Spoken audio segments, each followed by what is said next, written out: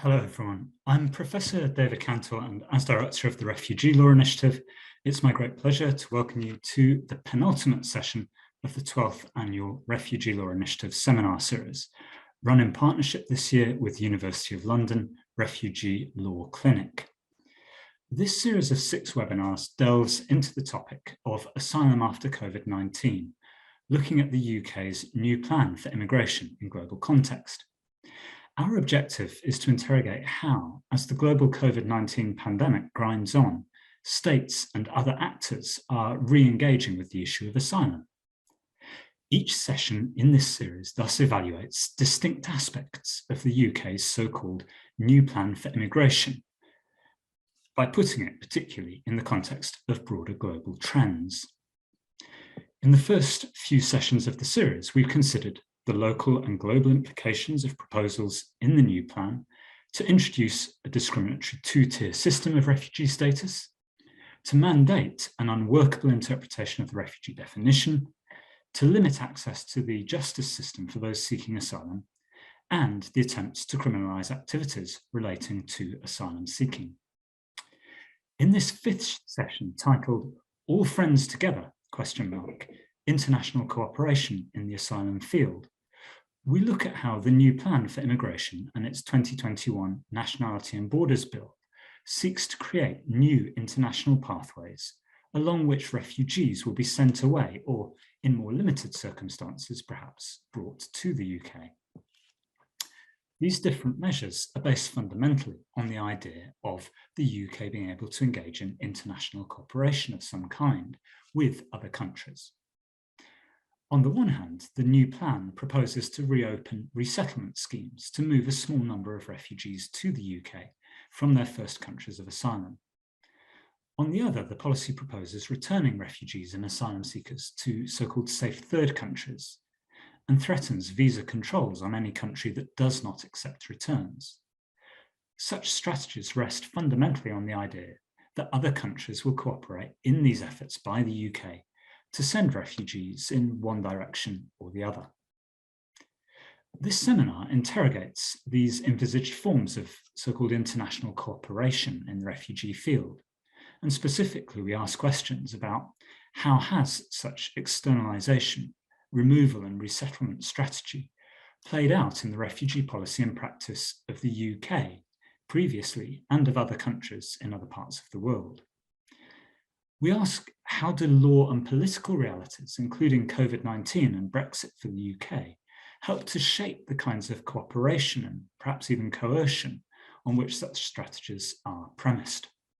And finally, we ask what the implications are of such practices for refugee protection at the global level and in the UK specifically. To help us understand them, we're truly fortunate to be joined today by 4 expert discussants, and I'll introduce each of them in turn before they speak. The format of the seminar starts with a presentation from a Refugee Law Clinic volunteer student describing the main pertinent features of the proposed new measures in the UK's 2021 Nationality and Borders Bill. Each of the 4 panellists will then very briefly present their initial thoughts on a particular aspect of those kinds of proposals. After that, we'll open to a wider discussion format where the panellists can engage with one another and with questions and comments from other participants in the session.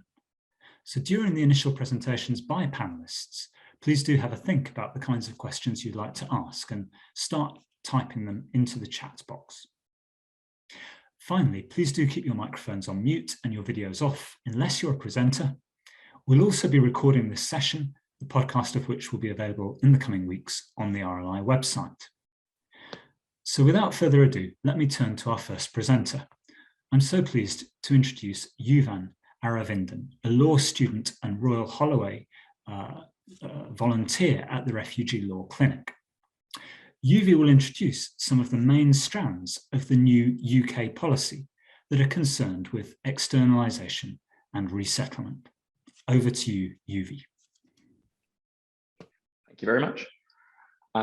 So the new plan for immigration and the 2021 Nationality and Borders Bill has rightfully faced a great deal of scrutiny since its conception. Given its implications at the international level, this is unsurprising. The key subtext of the bill, as UNHCR, the UN Refugee Agency, puts it, is that the bill seeks to externalise the UK's obligations towards refugees who arrive here. The bill appears to align itself with the Refugee Convention in terminology, while it in actual fact may contravene it. Firstly, the bill is premised expressly on the idea of certain forms of international cooperation. Notably, its expectation is that international partners will work with the UK to return to purported safe countries any refugees that are deemed inadmissible. According to the bill, an asylum claim may be declared inadmissible if the asylum seeker has ties to those supposedly safe countries, which in some cases will include merely having transited through them on their way to the UK.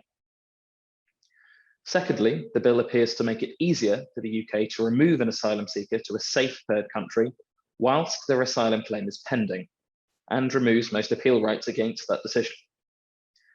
As the explanatory notes clarify, this supports the future object of enabling asylum claims to be processed outside the UK and in another country. Thirdly, within the new plan for immigration, the UK government has suggested that it will seek to use levers in order to improve returns cooperation, particularly noting potential visa availability controls on citizens of countries that refuse to take refugees that the UK turns away. Non-cooperation is at the discretion of the Secretary of State, based on the country in question taking the steps deemed necessary for facilitating returns, and also the expedience and promptness of them doing so. In the latest version of the Nationality and Borders Bill, currently going through the House of Lords, there is a new section which allows UK officials to divert or take a boat to any place in the UK or elsewhere, with no requirements that this be in accordance with the UK's international obligations. Finally, the new plan for immigration introduces a soft policy commitment to expand refugee resettlement programs. This borrows from the Australian asylum policy model in harshly restricting asylum for those who arrive spontaneously, whilst offering a comparatively limited number of places for refugees lawfully to enter the UK through planned resettlement schemes. In this regard, the numbers of refugees to be resettled by the UK are not specified in the new plan or bill, and will be subject to ongoing review, raising questions about the UK's commitment to sharing the burden of refugee protection through this form of international cooperation. Many thanks indeed, Yuvi, our Refugee Law Clinic volunteer from Royal Holloway, for giving that broad overview of the measures in the new bill and in the new plan for immigration that seem to speak to this issue about international cooperation, externalisation, etc.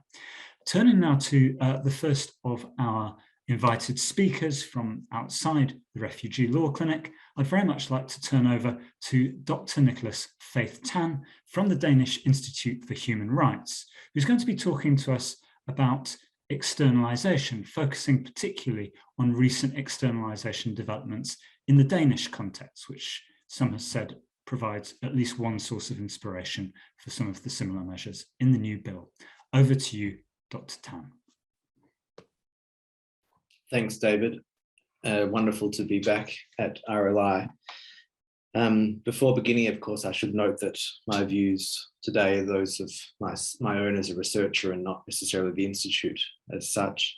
And in my intervention today, I'd like to give you a brief overview of the Danish approach in this area.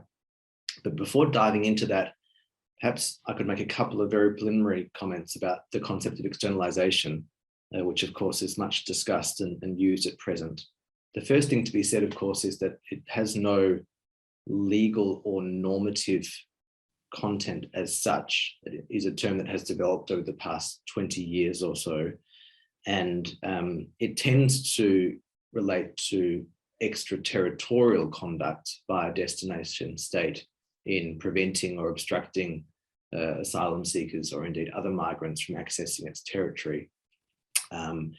But I think what's quite clear is that when we talk about externalization currently, it's not a particularly well-defined concept, and there are certainly certain practices that sit at the conceptual edges of what we term externalization. So this is rather a contested field.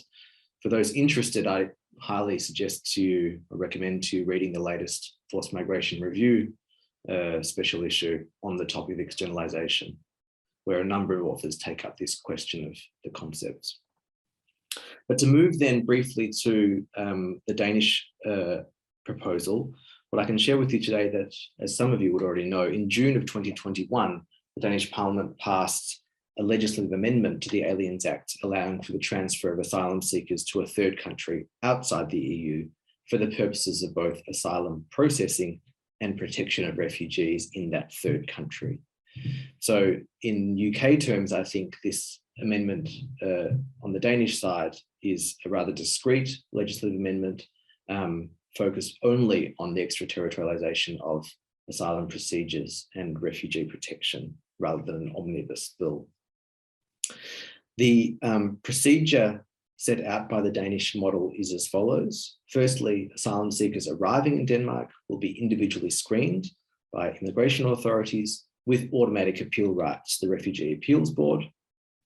Second, those asylum seekers who can lawfully be transferred will be transferred to a third country that has ratified and respects the 1951 Refugee Convention, where an asylum procedure will be provided. Third, those asylum seekers who are found to be refugees will remain in that third country for the duration of their refugee protection.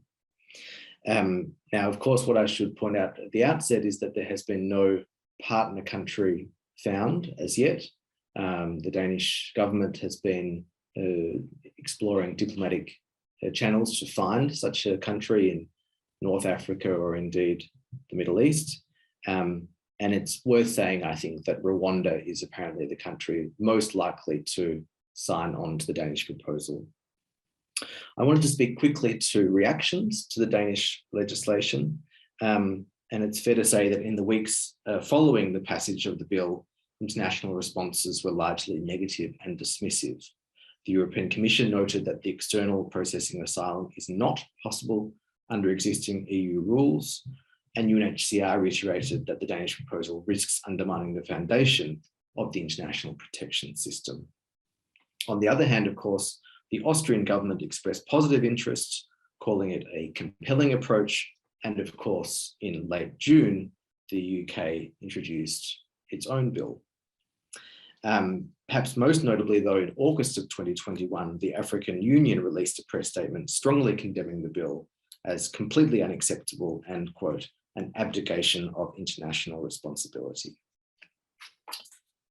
So to turn then finally to the future of these sorts of approaches, both on the UK and the Danish side, it's fair to say that the Danish approach currently represents a rather unilateral attempt to minimize asylum obligations and deter future asylum seekers from arriving in Denmark. It's also clear that any bilateral approach with a third country would be rather small in scale and likely to contain a resettlement element, a la the EU-Turkey statement, which we'll hear about later today. From a legal perspective, of course, Denmark's opt-out from key parts of the EU asylum acquis would seem to render this approach possible in countries like Denmark and the UK, but not in other EU member states. And thus the uptake of the Danish approach at EU level would seem highly politically and legally unlikely.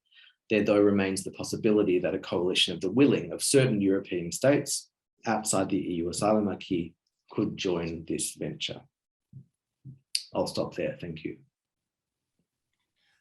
Many thanks indeed, Nick, for that very concise and clear introduction, not only to the theme of externalization, but also how the Danish proposal seeks to implement that idea in practice, as well as the kinds of responses that seem to have been occasioned by this sort of unilateral attempt to offshore obligations in relation to asylum.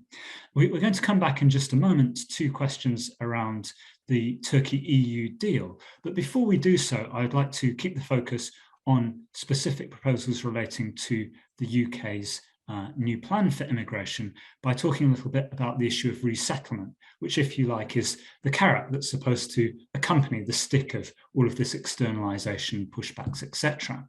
And in order to do that, I'd like to give a very warm welcome to our second speaker, who is a real expert on the particular theme. Dr. Neelam Raina from Middlesex University will be talking to us about the UK government's recent Afghan evacuation program, thinking about what that might tell us for the kinds of proposals that appear in the new plan for expanding resettlement schemes in the UK. Over to you, Dr. Raina. Thank you so much for inviting me. The UK government has had various schemes in place for resettling active violent spaces, and it started with Syria. But at all points of time, the focus has always been to support those who are working with or for the military or in allied occupations with the military. What happens in Afghanistan is that everything that was developed or built kind of completely fell apart. The Syrian case was very different from Afghanistan. I don't need to label that. But in Afghanistan, they launched the ARAP scheme, and this year they launched the ACRS scheme. One is a relocation and assistance policy, and one is a citizens resettlement scheme, both containing numbers that limit the number of people who can come to UK, but both built in a wobbly formats that allow the inequalities that drive quite a lot of movement of people to be exacerbated in many ways. From what I can see, there are four real big issues with both these policies. ARAP being designed for military and then open to applications, and there were capacity issues. When Afghan citizens started applying to this, especially those who were locally employed civilians that the Sula Alliance talks about in great length, these people were applying in April and they still haven't heard back. So there are capacity issues of UK predicting what kind of uptake it would be to a resettlement policy that it launches or an application system that it puts online. There was no way that they could have dealt with the sheer numbers of people who applied. However, some people were evacuated, and I will not talk about evacuation. We have presented evidence to the Defense Committee about the withdrawal from Afghanistan. But it was disastrous is the only word that comes to mind. But they are using those numbers that were evacuated to UK to argue the question of numbers of how many they have brought to the UK. And then this whole patronizing attitude behind it, which of course comes for free. There is also the question of this particular scheme of relocation that was built for those who worked actively with the military, but it did not include those who were gardeners, drivers, cooks, people who were on the door of the embassy, security guards. They did not include those people. So there is an indication in this new bill about being inclusive and empathetic to all kinds of issues.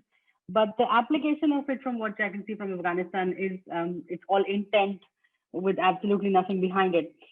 The ACRS scheme was launched this year by the new Minister for Afghan Citizen Resettlement. And again, it remains this mysterious scheme for resettlement. So while they're offering a legal route, there is no clarity on how this entire system applies and can be accessed. The partner agencies around the UNHCR line were very clear that they will not be helping with any evacuations, which I understand. There are separate mandates for all organizations that operate. However, there is no substance behind ACRS. There is no application form. It works on a referral system, but who is referring these, which agencies, how is the referral system working is not clear. Increasingly, what I'm trying to push to explain is the fact that when you open doors, which are just doors, but behind which is a solid block wall, you are not offering legal routes. You're offering hope to do the singing and dancing that is required for this policy. The four things that are faulty with both these resettlement legal routes to move into the UK are, number one, both of them are absolutely gender blind, despite the quantities of work the UK government has funded along these lines of mainstreaming. The second problem is that it has heavy reliance on social capital, which is not new to any of us who is listening here, but the over-reliance on social capital, access to contacts inside ministries, inside departments, a data phone that has battery, it has all those things going on in there. Social capital to be able to read and process English at speed with the deadlines that were coming through, and the ability to scan your documents and send them across. The third problem with them is the fact that they are context blind. Both these schemes use definitions of family, which are hugely contested across the board, but the Afghan family size, what we account as a child, will not be somebody who has turned 18 today and therefore not eligible tomorrow for resettlement. And the fourth problem with both these schemes is the intention of of virtue signaling, which is quite clear, but also the fact that none of these schemes come with the built-in capacity in these departments to facilitate legal access to the UK. While there is the externalizing angle that Nik talked about, there is that angle to it too. But when you open a legal route, there should be a system in place which is transparent, which is open to understanding, has support systems built in, and is not gender blind and doesn't rely on social capital to perform its role. There is also a lack of clarity about who partners with the UK government on these schemes and who should be accessed for support, which means individuals and groups are inundated with applications, including from military interpreters who never quite made it here, and their families who never quite made it here, who are at severe risk of being shot, and now severe risk of famine and all the related issues around poverty that are a real problem for Afghanistan. So I will end there. There is a very clear need to identify the path going forward, but there's a very real need to commit to resourcing that path too. Thank you. Brilliant. Many thanks indeed, Dr. Raina. And as you point out, the evacuation schemes are somewhat different to resettlement schemes where you're resettling refugees from countries of first asylum.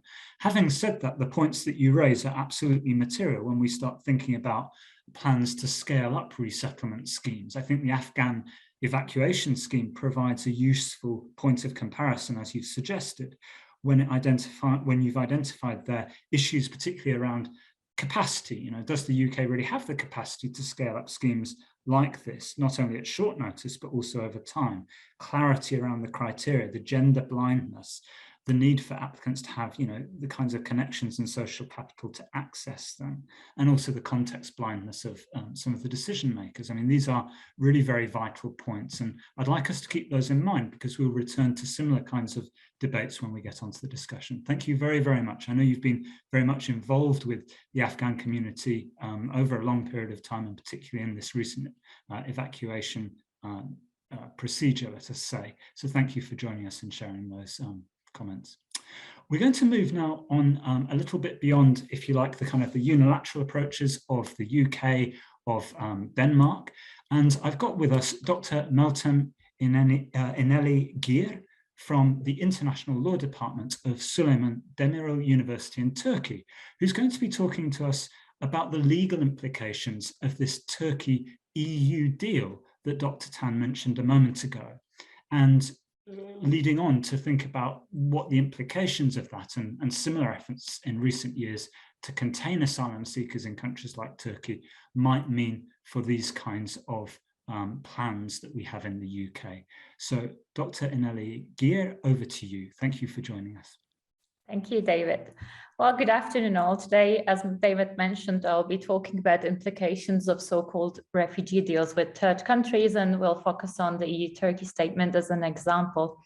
The EU-Turkey statement, for those of you who are not very familiar with, was concluded in March 2016 and included three main elements. First, Turkey agreed to stop all new irregular arrivals to Greece and the EU. Second, Turkey agreed to take back rejected asylum seekers and irregular migrants who have arrived to the Greek territories.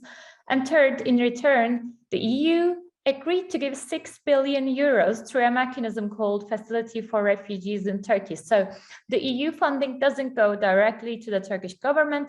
It instead is distributed among different projects which are implemented with different international organizations, international and national NGOs, and Turkish ministries and other official institutions. Besides that, the EU also agreed to resettle a certain number of refugees from Turkey to different EU member states. But so far, in the last 6 years, the EU member states have only resettled nearly 30,000 Syrians. And compared to nearly 4 million refugees hosted by Turkey, this number is quite insignificant. So the statement is built on the premise that Turkey is a safe third country and Greece can declare any international protection applications belonging to asylum seekers who have transited through Turkey inadmissible. Many NGOs, such as Amnesty International and Human Rights Watch, contests that Turkey is a safe third country. We have written a recent report with Orçun Ulusoy from University of Amsterdam on why the statement should not be replicated and what are the legal pitfalls relating to the statement. Now, we are also working in a Horizon project called Asile, where you can find different reports on the EU-Turkey statement and protection of Syrians in Turkey. In this report, we detail reasons why the EU-Turkey statement is legally problematic and it should not be replicated. But in a nutshell, Turkey is not a safe third country for all refugees and asylum seekers. Moreover, it simply does not have the financial and economic capacity to offer humane and decent protection standards to nearly 4 million refugees. I can safely say that the EU-Turkey statement, if not violating the Refugee Convention directly, is not in line with the spirit of the convention. It certainly restricts the right to seek asylum and leads to long-term containment and detention of refugees and migrants, be it in the Greek islands or in Turkey, as David also mentioned. Last week, 19 migrants or would-be asylum seekers froze to death near Turkey's border with Greece. It is reported by the Turkish sources that this was a result of Greece's pushback policies. But irrespective of who is guilty and who did what, in reality, the deaths of these migrants or asylum seekers was the result of the EU-Turkey statement. Asylum seekers die at the borders and suffer at the hands of migrant smugglers when the migration deals such as the EU-Turkey statement effectively close borders without offering any meaningful legal way to seek international protection. There's recent research suggesting that after the EU-Turkey statement, migrants and refugees in Turkey definitely recourse more to migrant smuggling, and they became more victims to migrant smugglers. The meaningful way here, as I mentioned, is not resettlement. Resettlement is a durable solution only available to very few, the most vulnerable among refugees. Offering resettlement is a discretionary power of states, not a right, and it is not regulated under the Geneva Convention. So offering resettlement places for a few refugees is not interchangeable with granting asylum. When you make migration deals, you add to the already existing pressures that developing countries face and have, since majority of the refugees in the world are hosted by developing countries such as Turkey. Now, a developed state such as the UK may offer resettlement or contribute financially to the protection of refugees in third states. This is absolutely fine. It should be encouraged. Perhaps the only positive outcome of the EU-Turkey statement was one of the projects funded by the EU and implemented by the Turkish government, not one, but a few projects that indeed increased and improved protection of Syrians in Turkey, in particular their access to healthcare and education. However, the funding and responsibility sharing practice should not be conditioned upon countries like Turkey, which already hosts the largest number of refugees in the world, to stop new arrivals and to readmit those who have managed to cross to the Greek islands or to EU territories by risking their lives. So in any way, the EU-Turkey statement should not be replicated at any level. Thank you. Well, many thanks indeed, Meltem. I think that's, again, one of the clearest expositions that I've ever heard about the EU-Turkey deal and its implications. And just to pick up on a few of those points, when you mentioned the idea of Turkey as a safe third country and that being extremely problematic, you know, it does really raise questions about where these sorts of Australia model asylum systems are trying to designate every country on the earth pretty much as a safe third country, what the real implications for that are in terms of compliance, firstly with the law, the Refugee Convention and other treaties, but secondly with the spirit of responsibility sharing. And, you know, one would hope that the Global Compact on Refugees, if it did nothing else, at least introduced this idea into kind of asylum discourse of fairness in responsibility sharing, however minimal that might be at the global level. So it really does push back on that.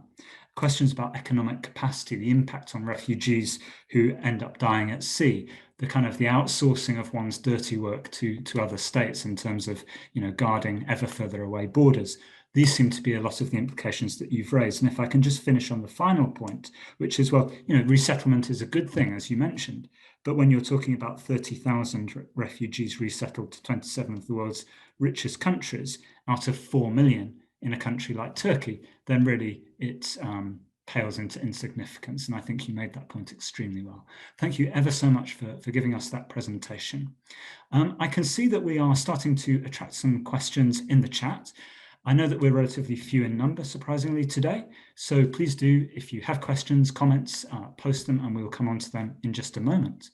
In the meantime, it gives me very, very great pleasure to move on from our third speaker, Dr. Aneli Geer, to our final speaker, Dr. Gerasimos Tsourapas, who is from the Department of Political Science and International Relations at the University of Glasgow. And I've been reading your work, Gerasimos, now for many, many years, and it's a real pleasure to invite you here to draw on your international relations work about how frontier states' approaches play out in the context of efforts by states like the UK to restrict or contain asylum seekers. So I'd like to invite you to share with us some of your findings and your thinking on this issue. Over to you. Thank you very much, David. It's an honor. So I'll be speaking for a few minutes from an IR perspective, an international relations perspective, and from a broader comparative political science, global South perspective. So trying to bring in points of views from my area of expertise, which is the broader Middle East. And my research focuses on the use of refugees as instruments of leverage. So refugees in international negotiations, in international bargaining.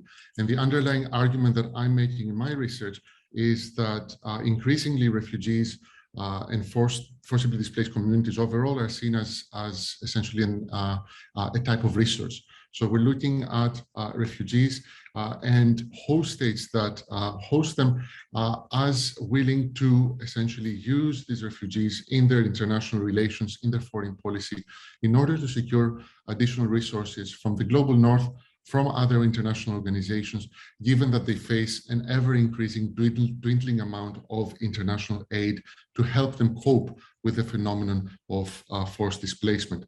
Ultimately, my argument is that we're talking about a type of rent. In politics, we use the term rent to denote natural resources. So Saudi Arabia being an oil rentier state because it's rich in oil, other states being gas rentier states. I argue that we should be looking at refugee rentier states, host states of first asylum that are burdened with an extraordinary number of refugees and are increasingly eager to use this in their international relations. And the argument that I've put forth in my research, drawing on the experience of the Syrian refugee crisis and how Turkey, Lebanon, and Jordan responded to this, is that we can learn from IR and we can see how this plays out in the future. What seems to have happened in the Middle East is that states can take one of two routes. They can take the cooperation route, as this panel's title suggests, or they can be a bit more unilateral. They can take the coercive route, in which they try to assert themselves in the global stage much more aggressively. And my findings suggest that there's two variables here that we need to keep an eye out. One is the geopolitical importance of a state, its perceived importance rather vis-a-vis the target state. And the second is the size of the refugee population living within it.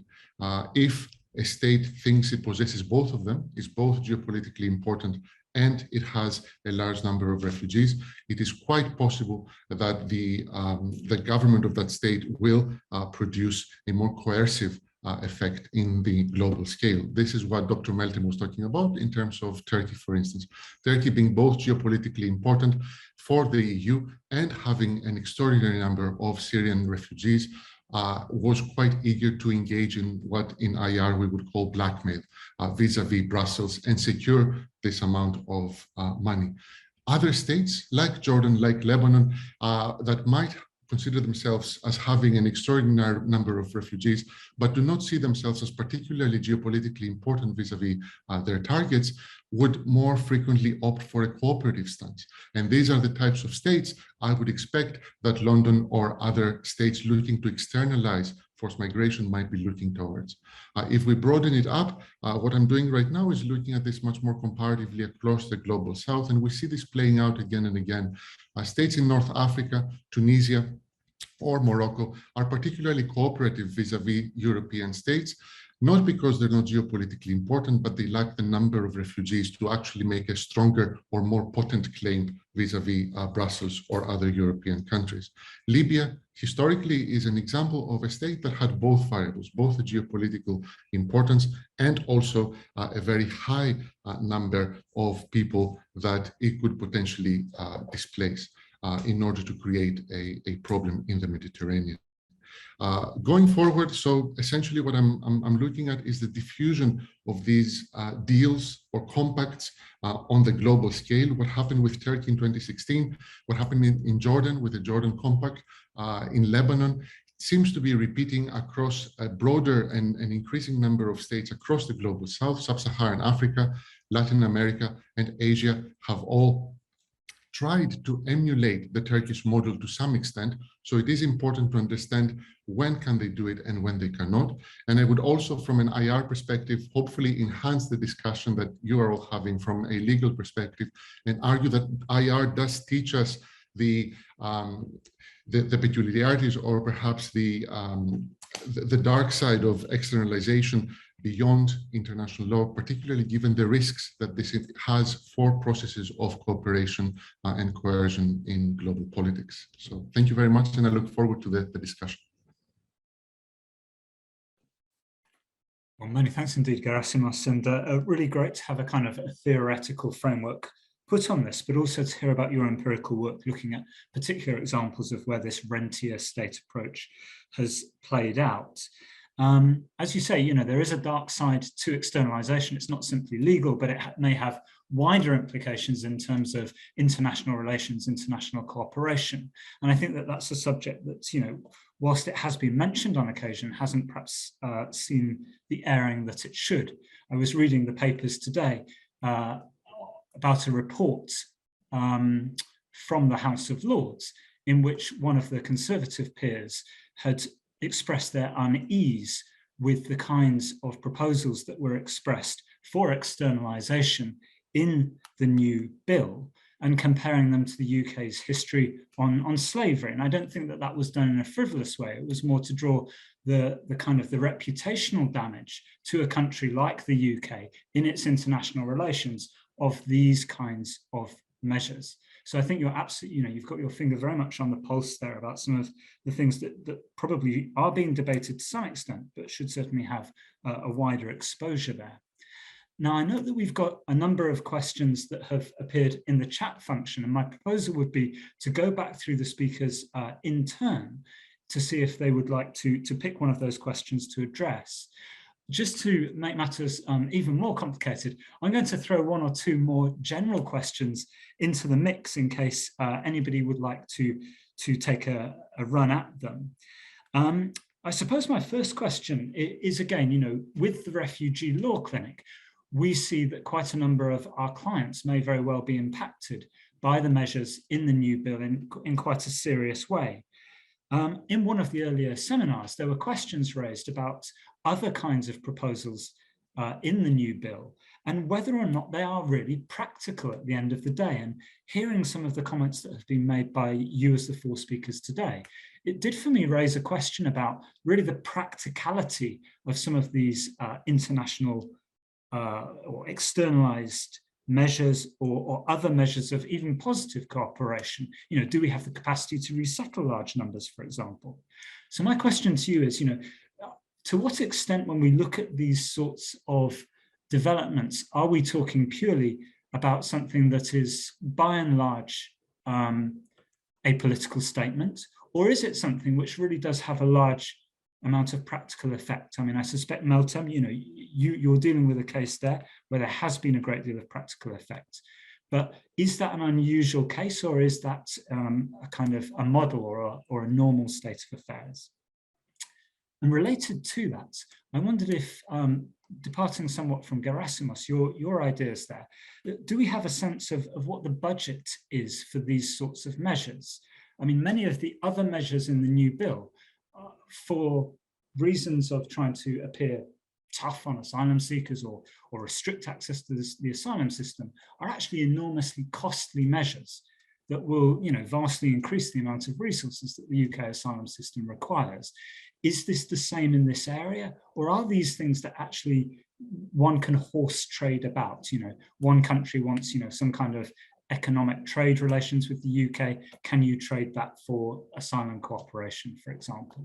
So I suppose, Gerasimos, the question is probably more directed towards you, but it's a general question about the kind of the finances of these schemes. So I can see we've got quite a number of questions in the chat, and those two, if anybody would like to take a run at those general questions. So Dr. Nik Tan, can I go over to you first of all, please? Thanks, David, and thanks all for fantastic presentations. I'll try and answer a few questions from the chat as well as your general ones. So firstly to Sarah Singer, who asks about the efficacy of the Australian model. So there are a few points to be made here, Sarah. The first is on the deterrent effects. I mean, of course, opinions are split here. It's hard to prove precisely what works and what doesn't. What's clear, I think, from the Australian context is a combination of pushbacks to Indonesia, prevention of departure from Indonesia, Malaysia, and these regional processing centres have basically, as the Australian government would put it, stopped the boats, right? So there is, in my mind at least, a fairly perhaps brutal but clear effectiveness from some of those measures. As to the question of financial costs, the argument here from policymakers that I engage with is, yes, the financial costs are extraordinary in, for example, the Australian context, so operating around $1 billion Australian dollars per year for a few hundred individuals. But the arguments in terms of savings are the integration costs that you avoid. And that's a very clear strain in the Danish case, both on the refugees who would otherwise arrive in Denmark and cost a Scandinavian welfare state significant financial outputs, but also those costs associated with rejected asylum seekers and inefficiencies around return. The final thing I'll say about the Australian situation is, of course, is that there are key legal differences between the Australian legal regime and the UK or indeed Denmark's, and that is, of course, the absence in the Asia Pacific of a binding regional human rights regime.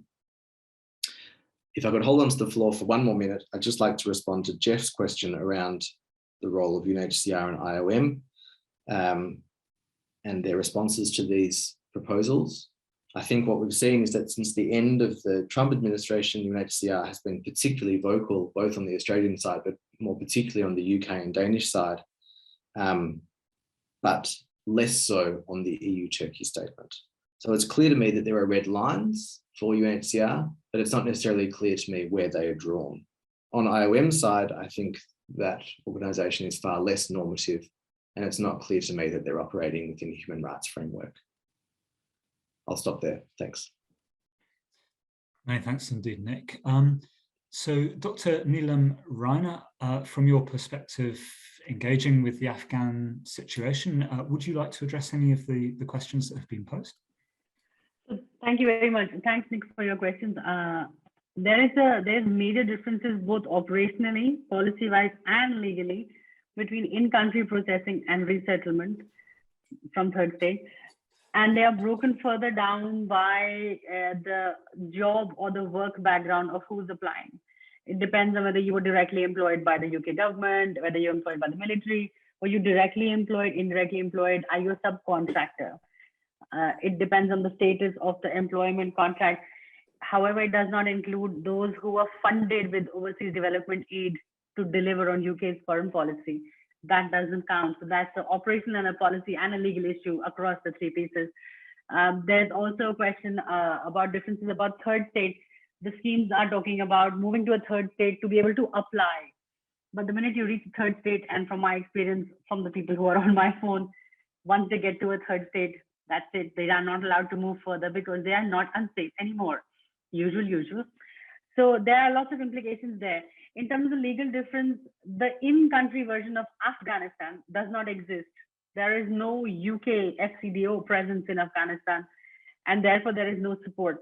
So even if there were to be cases, and this kind of links to Melton's question, even if there was to be a case where UK would accept you as a resettlement claim, legal resettlement claim, there is no way you will get out of Afghanistan because you don't have a visa to get into a third country. So getting out makes you illegal automatically, and that trips up the entire system. So it's a circular game here at play, which applies to Melton's question. Thank you for the question. The selection criteria for evacuation in August, when we were on the phone at Hamid Karzai Airport 24/7 for 3 weeks with everybody who was at the gate, there was no selection criteria. We had people who had written the name of the country in black coal liners on their arms, standing like that outside the gates, screaming for help because they thought they were valid. They were holding British passports up at the gate saying, "Get me out." It was disaster. It was chaos. It shouldn't have to be like that. It was insulting, to say the least. Of course, the risk multiplied every day as we hit the deadline of the withdrawal from Afghanistan. The selection criteria seemed to be your ability to access the hotel at which the British military was camping. That had a direct route inside the airport. There was a massive push. There were mountains of garbage that you had to climb over to get in. And if you got in and managed to not die of heat or thirst on your way waiting for them, then you get in. It didn't matter what you were doing and who you were. They were just shoving people through the door and then shutting the door. So a lot of people who have come to UK have come because they happen to be able to get through those mountains of garbage and stand in the queue for 18 hours at the French. There was a selection criteria on paper, but those who were evacuated thought they were at risk, but they weren't allowed to come. There were inconsistencies with those who were allowed to board with their family and those who were allowed to board without their family. So this was very, very random. This was not planned. And let's remind ourselves that the military was doing this. They were soldiers dealing with computer applications and emails rather than officially trained staff who understand resettlement. Hence my criticism of UK government's capacity to deal with a crisis of this sort. I don't think there are any further questions for me, so I think I'm okay. Thank you. Many thanks indeed, Dr. Raina, and a very vivid picture that you paint there just about those final weeks before the withdrawal from Afghanistan. Thank you very much.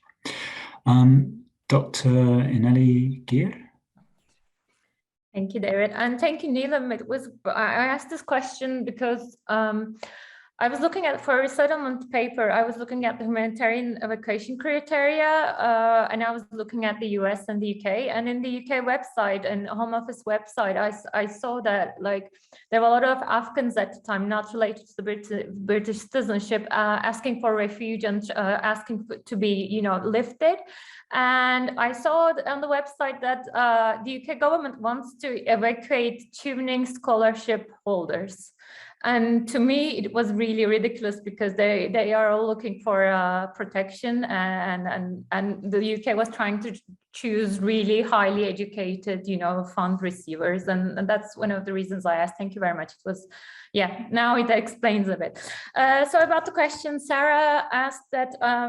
So if Turkey refuses to do another deal, is it a possibility then? Will they be able to do it? Of course, these kind of deals always depend on third countries' willingness to continue such relationships or establish such relationships.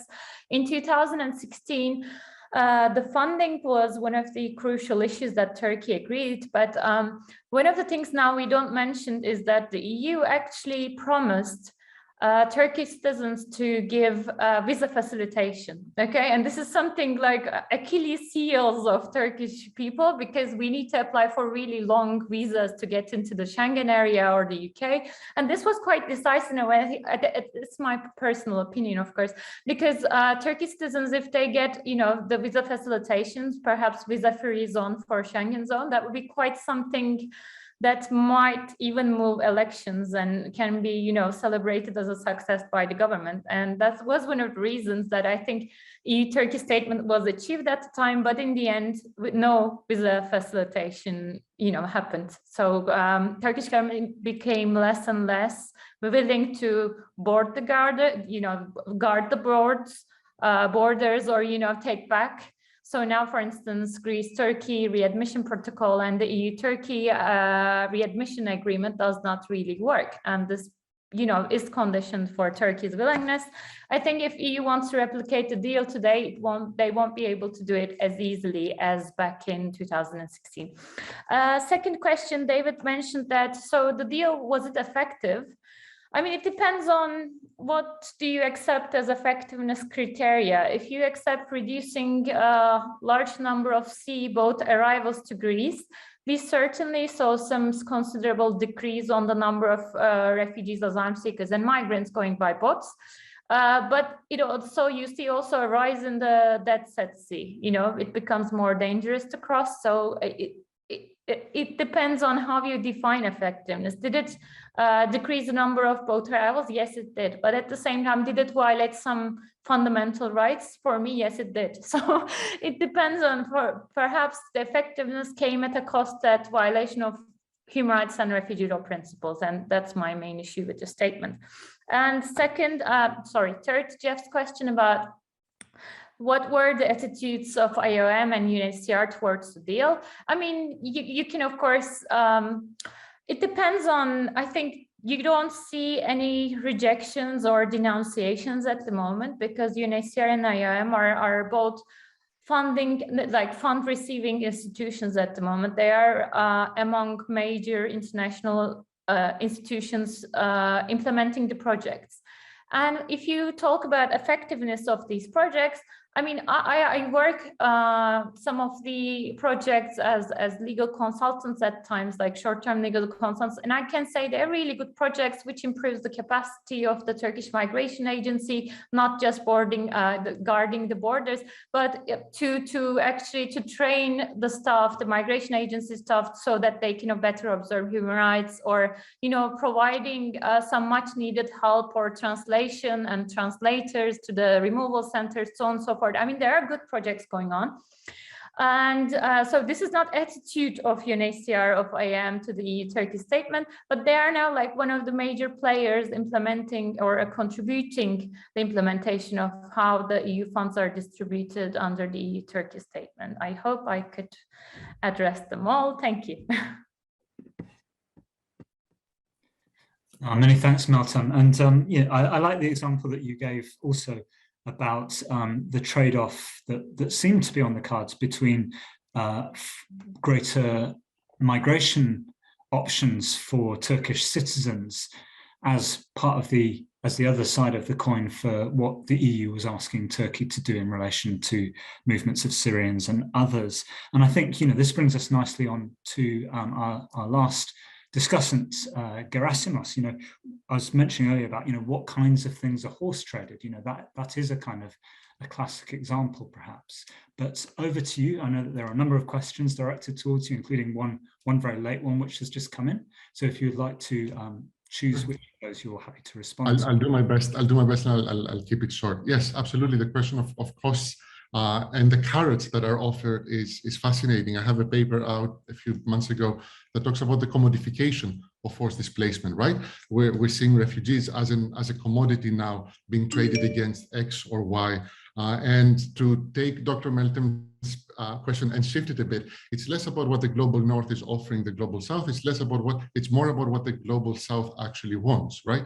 Most of the times it's material benefits. We see this again and again. Other times it's something else. It's legitimacy. It's the opportunity to be on the table and be seen as negotiating with powerful European states.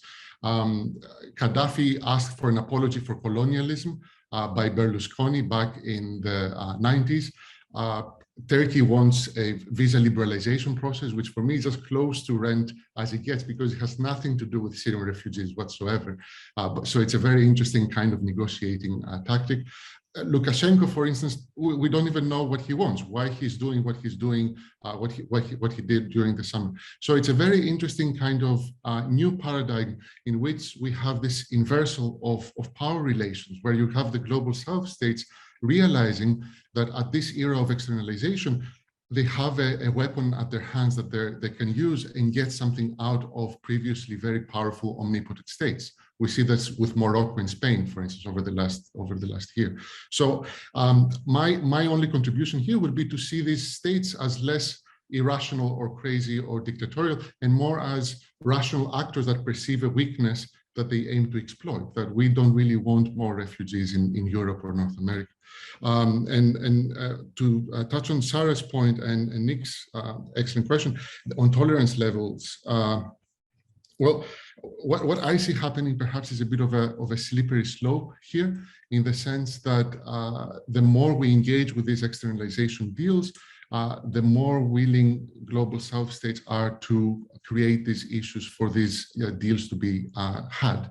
One of the things that we see in the EU-Turkey deal, for instance, is that once Turkey perceived that it was being shortchanged last year, or now 2 years ago, I suppose, it created a mini incident at the border with Greece on the Evros River to show Europe that it can still be a powerful actor. It can still produce human suffering if it's not remunerated accordingly.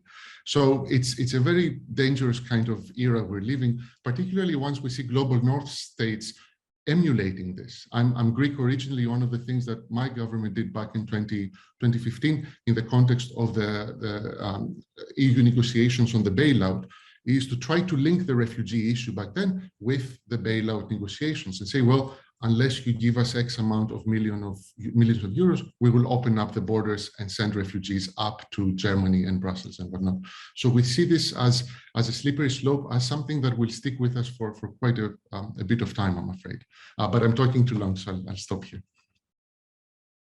Well, many thanks indeed, Gerasimos. I mean, I really like the different angle that this commodification of refugees work that you've been doing puts on these sorts of situations to complement things like the legal perspective and other kinds of international relations approaches. And I think you've rightly ended on, if you like, the key point here, which is this slippery slope question. You know, where do these kinds of deals and these kinds of moves towards externalization, pushing back refugees from states that really don't want them, and other states perhaps being willing, as you say, to exploit those kinds of issues on the international stage, where does that take the world in terms of refugee protection? You know, are we in the same position, the same kind of point globally, if you like, around the table as states that we were 30 years ago? Are the same basic assumptions still in play, or have they shifted as a result of some of these things? Is the UK new bill just one more example of this, another brick in the wall, if you like?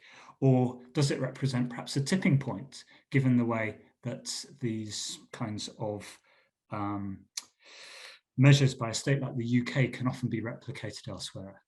I'm afraid that we've got very limited time, so I'm going to draw the discussion to a close here, just noting Nik's final comment in the chat as to whether the arrangements are primarily symbolic, and Nik has said that he doesn't believe that's the case. So on that somewhat pessimistic note, I suppose, we will have to leave this discussion of international cooperation there. Allow me, though, to draw proceedings to a close by expressing my very great thanks to, first of all, colleagues at the RLI who are involved in organising this, secondly, Yuvi from the Refugee Law Clinic, and of course, principally our 4 absolutely fantastic speakers for today, and also to each of you for participating remotely in this great session. We very much look forward to seeing you for the last seminar, the 6th seminar in this series, which brings together Syrian refugees in the UK to present counter proposals to the new plan. What do refugees see as what needs to be changed? And this is going to take place on Wednesday, the 16th of March at exactly the same time. Full details, of course, are on the RLI website, which is where we will post the recording of this webinar. So many, many thanks, everybody. And until then, goodbye and have a good rest of the week.